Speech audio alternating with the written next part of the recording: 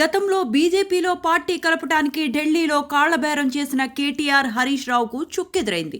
ఇప్పుడు బీజేపీలో భాగస్వామ్య పార్టీ కేంద్ర మంత్రి హఠాత్తుగా కవిత ఇంటికి వచ్చి చర్చలు చేయటం, దానిలో కొందరు బీఆర్ఎస్ ఎమ్మెల్యేలు హాజరు కావటం ఇప్పుడు హాట్ టాపిక్ గా మారింది. నిన్న కేటీఆర్ అరెస్టు జరగవచ్చు అన్న ఆందోళన జరుగుతూ ఉంటే, తనకు సంబంధం లేనట్లుగా కవిత జగిత్యాల టూరుకు వెళ్లటం, అక్కడ కార్యకర్తలతో పార్టీ నాయకత్వం మారాలి లేదా పార్టీ పూర్తిగా దెబ్బతింటుందని కేటీఆర్ ను ఉద్దేశించి మాట్లాడటం బీఆర్ఎస్ వర్గాల్లో ఆందోళన మొదలైంది. ఫోన్ ట్యాపింగ్ చివరి దశకు వచ్చింది. దోషులు ఎవరనేది తేలిపోయింది. త్వరలో అరెస్టులు మొదలు కాబోతున్నాయి. ఫోన్ ట్యాపింగ్ నిర్ధారణ అయితే బీఆర్ఎస్ పార్టీ గుర్తింపు రద్దవుతుంది. ఫోన్ ట్యాపింగ్ దేశద్రోహం కేసు కిందకు వస్తుంది. పార్టీ రద్దు అవుతుందన్న సమాచారంతోనే కేంద్ర మంత్రి కవితను కలిశాడు అన్న ప్రచారం జరుగుతుంది. పార్టీ రద్దయితే అంతకు ముందుగానే కొత్త పార్టీ ప్రారంభించి కేడర్ కాంగ్రెస్ వైపు పోకుండా చూడాలి అని కవిత ఆలోచన.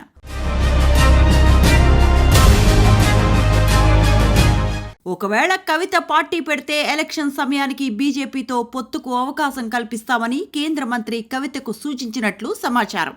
ఒకవేళ ఆ ప్రతిపాదనకు కవిత సిద్ధమైతే కవిత మీద ఉన్న లిక్కర్ కేసు అటకెక్కినట్లుగా భావించొచ్చు. బీజేపీ పార్టీ బలోపేతానికి పావులు కదుపుతూ పోతూ ఉంటే, టీడీపీ మాత్రం అభివృద్ధి నామస్మరణ చేస్తూ పార్టీ బలోపేతం గురించి ఆలోచన చేయటం లేదు. వీలైతే జనసేనలోకి బీజేపీ కొత్త నాయకులను పంపిస్తుంది. ఇప్పుడు పెన్షన్లు ఇస్తూ మరొక పథకం ఇస్తూ వాళ్లతో ఫోటోలు, పేపర్ యాడ్స్ కాదు కావాల్సింది. ఒక ముఖ్యమంత్రి 10 మంది పేదవాళ్లింటికి వెళ్లగలడేమో కానీ రాష్ట్రంలో అందరింటికి వెళ్లి పలకరించటం జరగని పని కాబట్టి చంద్రబాబు గారు ప్రజాసేవతో పాటు రాజకీయాలు కూడా చేయాలి. ఫోన్ ట్యాపింగ్ తో అడ్డంగా దొరికిపోయిన కేసీఆర్ కుటుంబ విషయంలో పూర్తి ఆధారాలు, సాక్ష్యాలు దొరికినా ఏపీ ప్రభుత్వం మౌనంగానే ఉంది. ఇప్పుడు మాజీ పోలీస్ అధికారి ఏబీ వెంకటేశ్వరరావు గారిని మళ్లీ ఉద్యోగంలో నియమించి ఫోన్ ట్యాపింగ్ కేసు ఏపీలో కూడా విచారణ చేపట్టాలి. ఫోన్ ట్యాపింగ్ ఇప్పుడు టీడీపీకి వజ్రాయుధం. ఒక్క తూటాతో 2 పిట్టలను కొట్టవచ్చు. రెండవది, జగన్ కేసుల విచారణపై కేంద్రం మీద,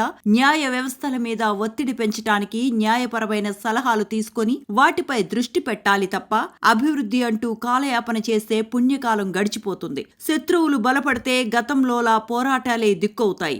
మళ్లీ ఎన్నికల వరకు పొత్తులు ఎలా ఉంటాయి, ఎవరితో ఉంటాయి చెప్పటం కష్టం. బీజేపీ వైఖరి మారవచ్చు, జగన్ బలపడవచ్చు. అందుకే దీపం ఉండగానే ఇల్లు చక్కబెట్టుకుంటే చేతులు కాలేక ఆకులు పట్టుకోవాల్సిన పని ఉండదు. కేసీఆర్ కు ఫోన్ ట్యాపింగ్ తో చెక్ పెడితే తెలంగాణలో టీడీపీకి తిరుగుండదు. ఏపీలో జగన్ గురించి బెంగుండదు. ఆలస్యం అమృతం విషం.